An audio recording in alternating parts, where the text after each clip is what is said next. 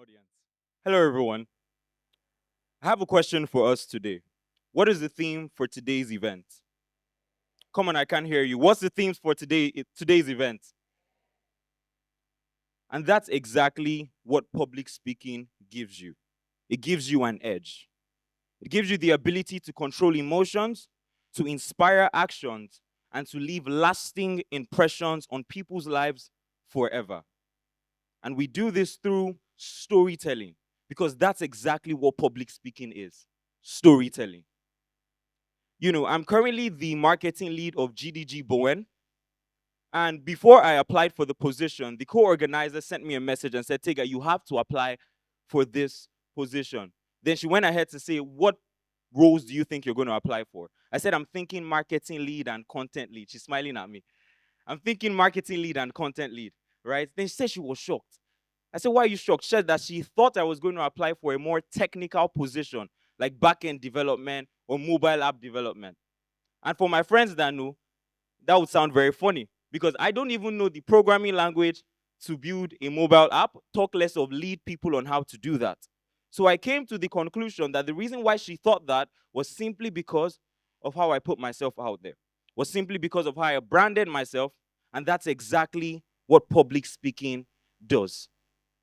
Over the past couple years, I'm still quite young. I'm in 300 level, but I've had the opportunity to speak at multiple events, have the opportunity to speak on different stages, and by the grace of God, I have won awards, won grants, won pitches. I've been recognized for my ability to share my insights on productivity, on self-development, and public speaking. But then here's the truth. I am not the only one sharing the things that I'm sharing. So I had to ask myself a question. What exactly is going to make me stand out? In fact, for as many of us here, the question still remains. What's going to make you stand out? Because chances are high that what it is you're sharing has already been shared before. And I came to the fundamental conclusion that it may not always matter the things that you say, the difference that you make may not always be in what you say, but in how you say what you say. The stories that you share, the insights that you provide, this is what gives the edge, and this is exactly what makes the difference. Let's imagine Tony Stark and myself. Let's say, are we Avengers fans, right? So Tony Stark and I are sharing the exact same information, giving the exact same advice. But then to you guys, it's going to look different. Tony has charm, he has wit, and that's his edge. I have storytelling, and I have a really good perspective, and that's my edge. So we can share the exact same thing, but then it's going to come out differently simply because of how we portray our message.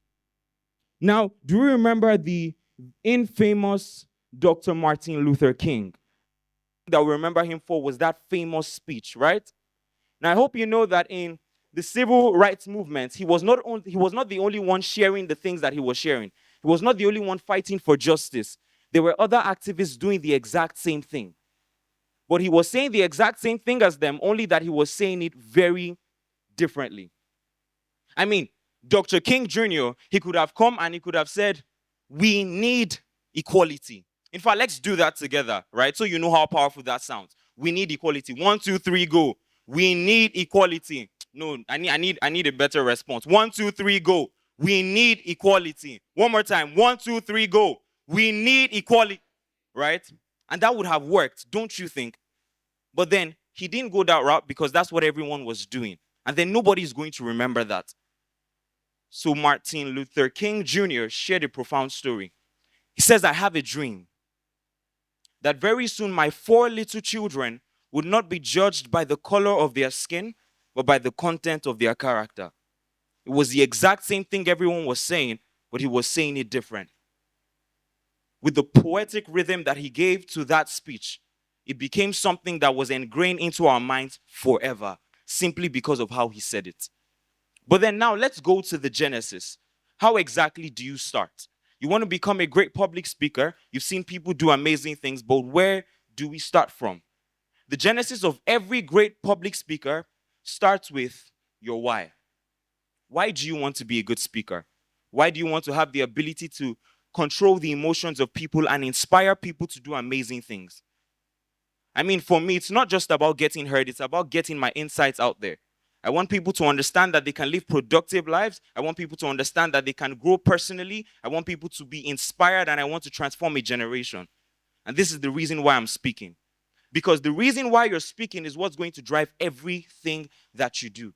It's what's going to keep you up throughout the night practicing your TED Talk, because you know that if you mess up, nobody's going to invite you again. Right? This is what's going to keep you up at night. What exactly is your why? Are you doing it to educate others? Are you doing it to inspire people? Are you doing it to challenge the status quo? What exactly is your why? But then, I want to do something. If you already know why you want to be a good public speaker, can I see a show of hands? Very quickly. All right, so I'm seeing some hands up. So I've come to the conclusion that a number of people have their why, but then they don't know how to go about it. So it means we need to bridge the gap between the why and the what. We need to bridge the gap between the ideation and then the execution. So what exactly are the things that we need to do to become great public speakers? And I have a prescription or a formula, and I call it the P.C.P formula. It's something that has guided my life, guided my entire public speaking journey. And the first is passion. The first is passion.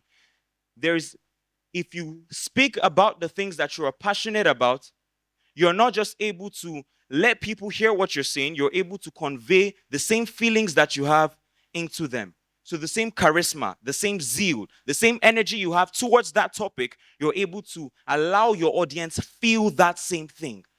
If you're passionate about what you're talking about, it's the fire that would ignite your speech. But then I'm hearing people say, because we're all university students, right? So if you're going to class and if you're like me, who probably does not like school, there's a number of courses that you don't like, right? But then if you're giving a presentation on that topic, how exactly are you going to speak on it if you're not passionate? Well, the idea behind the rule is that passion is what would get you on your public speaking journey, and it's what would make you a master. So much so that once you've mastered it, you'd be able to even speak about things you're not passionate about. I really would have loved to do this, but because of our time, to pick anyone's random slide and just speak as though I was someone that already knew it before. And the reason I'm able to do that is simply because I mastered from the things that I was passionate about, and then it was able to lead me to the things that I am not as passionate about. Passion is what will drive the emotion from your heart to the souls of your listeners. Now, the second is consume. That's the C. Consume. I've come to the conclusion that no man is greater than the things they take in. No man is greater than the things that they consume. So the things you read, the things you watch, the things you hear, these are things that will transform your life. So listen to great public speakers. I'm of the opinion that if there is someone that has done exactly what I want to do, instead of trying to do it and develop the wheel by myself, I'm simply going to reinvent it by looking at what they've done. So there's the wisdom of public speakers. And when I watch them, I'm not watching them to only get the information that's coming out of them. I'm analyzing everything they're doing. Why exactly did they pause? Why did they make that joke? Where did they emphasize on? How are they able to ignite the passion inside of people when they speak? These are the things that I analyze. Because any man that consumes the things that they want to be becomes the exact things that they consume.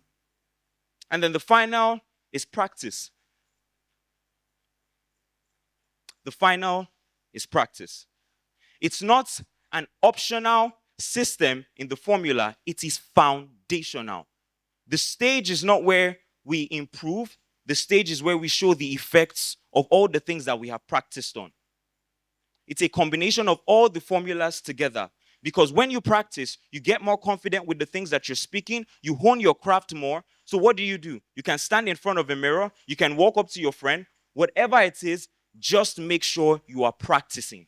Because it's what's going to make the difference between those that have the passion for speaking and those that are eventually going to impact people's lives through speaking. So, to remember the formula, it's simple. It's P.C.P. And I call it a prescription for public speaking. P.C.P. P is passion, and that's what's going to ignite the things that you say. C is consumption. That's what's going to shape the things that you say. And then the last P is practice, and that's what's going to perfect the things that you say. For a number of people that know me, You know that I'm not extroverted, right? So public speaking is not for extroverted people. It's not for people that were born that way. It's for people who are ready to think of their ideas, brood on them, and are willing to share them with people because they know that it's going to change the lives of everyone. So there is an empty stage waiting for you.